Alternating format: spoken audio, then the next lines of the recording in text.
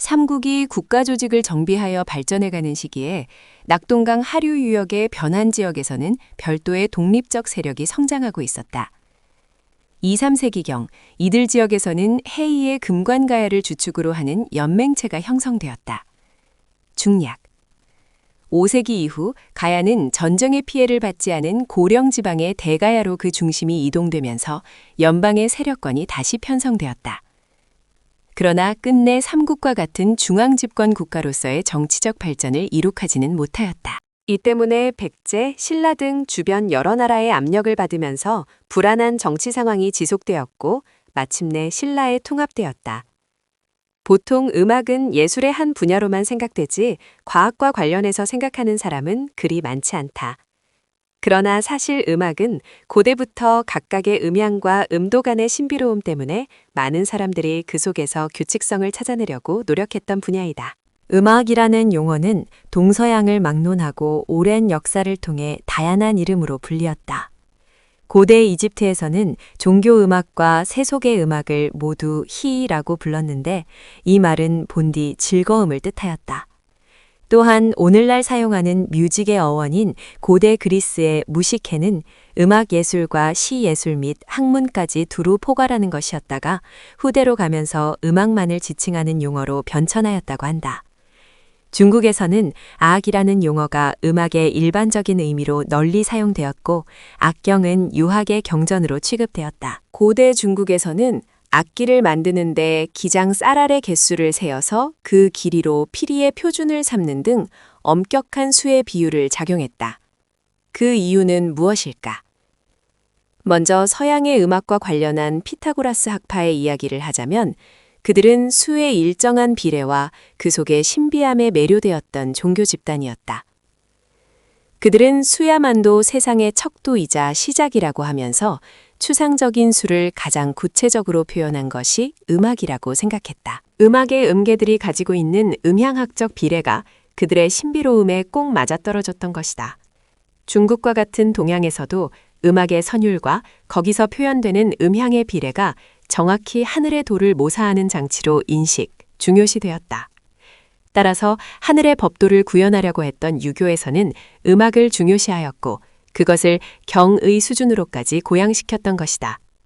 음악이 세상에 처음 등장하였을 때에는 즐거움의 흥얼거림이나 소리 같은 즉흥적인 것에 불과했을 것이다. 그러나 점차 시간이 흐르면서 사람들은 거기에 담긴 여러 가지 현상과 의미를 보강시키고 또 담아보려고 있다. 그러면 우리나라에서는 언제부터 음악이 시작되었을까? 그 기원은 한반도에 인간이 살기 시작하면서부터로 보는 것이 합당할 것이다. 다만 우리가 관심을 갖는 것은 본격적인 체계를 갖춘 음악이다. 이미 삼국시대에 중국의 현악기들이 수입되고 자국의 음악에 유리하도록 고쳐졌다는 사실에서 고대 국가의 형성과 나란히 음악의 제도가 성립하였음을 알 수 있다. 특히 삼국의 음악은 당시 후진국이었던 일본에 건너가 삼국악이라는 이름으로 연주되었다 한다. 국가의 행사 시에 외국의 연주가들이 초청되었던 모양이다. 삼국시대의 대표적인 악기로는 고구려의 검은고와 우르게의 가야금을 들 수 있다. 동양에서 음악과 악기는 하늘의 도를 구현하는 가장 중요한 수단이었다. 우륵은 가야의 음악인으로 가야금을 통하여 동양음악이 추구했던 음악의 도와 그 수학적 엄밀성의 조화를 보여주려고 노력한 인물이다. 특히 음악의 하모니는 각 부족의 조화와 정치적 단결을 시도하려는 국가 형성 시기에 중요한 역할을 하였다. 가야금에 관한 삼국사기의 설명은 다음과 같다.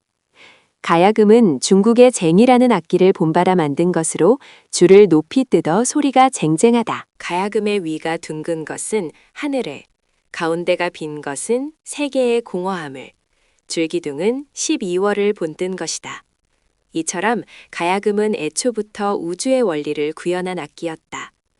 가야국의 가시왕이 당나라의 악기를 보고 가야금을 만들었는데 왕은 여러 나라 방언이 각각 다르니 그 음악이 어찌 동일할 수 있겠는가 고하고 우릉하게 명하여 12곡을 지었다. 뒤에 우룩은 나라가 어지럽자 신라 진흥왕에 투항하였다. 진흥왕은 그를 살려두고는 만덕 등을 파견하여 그 기술을 전수하게 하였다. 이들은 그의 11곡을 전수하였는데 서로 말하기를 음란하여 아담하지 못한 데가 있다고 하면서 5곡으로 정리하였다. 우룩은 처음 이 소식을 듣고는 노하였으나 마침내 즐거우면서도 어지럽지 아니하고 애련하면서도 슬프지 아니하니 가히 바른 음악이라고 말할 것이다 하고 그 곡을 임금님 앞에서 연주하였다. 왕은 이를 듣고 매우 기뻐하였다. 삼국사기 기록을 통해서 우룩은 가야의 음악인이었는데 나라의 혼란스러움을 보고 진흥왕에게 투항했음을 알 수 있다. 고대에는 음악이 단순히 즐겁기 위해서 연주되는 오늘날과 달리 도를 담는 역할을 했고 나아가 정치의 주요한 보조 역할도 하였다. 우룩은 가야에 있을 때 가실왕으로부터 12편의 가야금 작곡을 명령받았는데 그 이름은 다음 장과 같다. 먼저 1곡 하가라도, 2곡 삼가라도, 3곡 보기, 4곡 달사, 5곡 사물, 6곡 물해, 7곡 하기물, 8곡 사자기, 9곡 거열, 10곡 사팔해, 11곡 이사, 12곡 상기물이었다. 이 중 보기와 사자기는 일종의 음악 형태를 설명하는 것으로 보인다. 즉, 보기는 중국 산악 중의 농환이, 백제의 농주지희, 신라의 금환, 및 외의 푸목과 동일한 놀이로 공을 가지고 노는 곡에 사용되었던 음악이다. 사자기는 신라의 사자 비슷한 가면을 쓰고 노는 사자춤의 형태에 쓰인 음악이라고 보여진다. 나머지 곡명은 대부분 가야 지방의 명칭임이 증명되고 있다. 물론 정확한 지명에 약간의 이론이 있기는 하지만 가령 하가라도를 고령으로 비정하거나 또는 김해, 함안 등의 다른 지역으로 고증하기도 한다. 대체로 경상도 지역의 지명을 나타낸 것으로 보면 무리가 없다. 우룩의 12곡은 가야연맹에 소속된 여러 나라들의 전통음악들과 함께 몇 가지의 기악으로 구성되어 있다. 이를 우룩이 가실왕의 명령을 받아 가야금의 곡으로 편곡한 것으로 보여지는데 그의 임무는 무엇이었을까? 아마 우룩은 대가야를 중심으로 한 가야연맹의 궁정음악인이었을 것이다. 그동안 가야연맹을 추진하였던 가실왕은 어느 정도 연맹의 모습이 완성되자 우룩과 같은 음악인을 초청, 자신의 위협과 가야연맹에 참여하고 있는 제국의 충성과 화합을 강조하기 위해 가야금곡의 작곡을 명하였던 것이다. 가야금 소리의 조화와 율조는 가야연맹의 조화와 통일성, 그리고 대가야의 맹주로서의 존재를 더욱 확고히 하는 것이었다.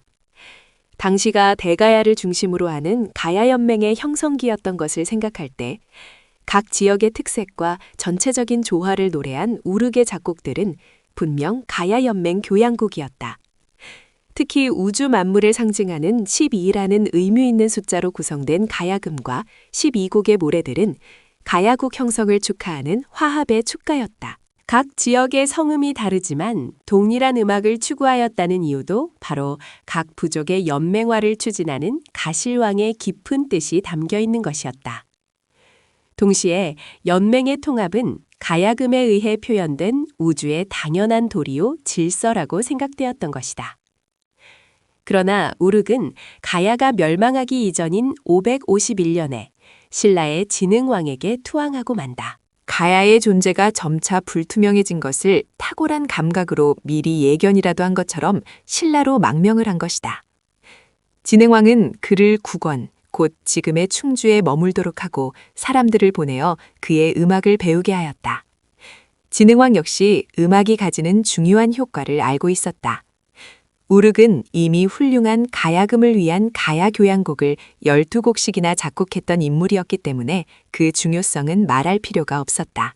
우룩은 자신의 12곡이 신라에서 다른 6곡의 형식으로 재편곡되었음에도 불구하고 옛 영화의 추억만을 아는 채 이 사실을 받아들이고 있다. 음악으로서 가야연맹의 조화와 통일에 기여하였던 우룩의 12곡은 이렇게 운명을 다하였던 것이었다. 음악에 도를 실을 수 있다는 동양의 생각은 우룩의 가야금과 12곡에 대한 전설과 같은 이야기를 남기고 있다.